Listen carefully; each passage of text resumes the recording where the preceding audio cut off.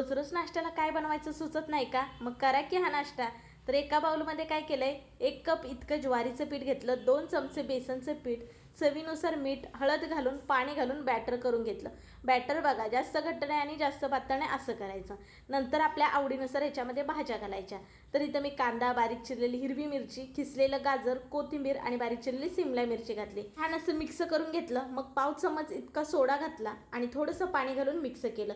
सोडा घातल्यानंतर ह्याचे आपल्याला लगेच आप्पे करायला घ्यायचे। आप्पे पात्र अगोदरच गरम व्हायला ठेवलं होतं। नंतर 1 चमच इतकं तेल घालून सगळीकडे ते फिरवून घेतलं, म्हणजे आप्पे पात्र सगळीकडे लागेल। काय केलेलं बॅटर 1 चमच त्याच्यामध्ये सोडायचं, झाकण ठेवून 2 मिनिटं शिजवून घ्यायचं। दुसरी बाजू परत आपल्याला चेंज करायचे, वरून तेल सोडून दोन्ही भाजी छान खरपूस अशा भाजून घ्यायच्या आहेत। गॅस मात्र स्लोच ठेवायचा आहे। बघा पटकन बनणारे पौष्टिक हित ज्वारीचे आपले आप्पे तयार झाले। वाटत नाही ना, एकदा बनवून खाऊन बघा आणि जाता जाता तेवढं चॅनलला सबस्क्राईब करून जावा।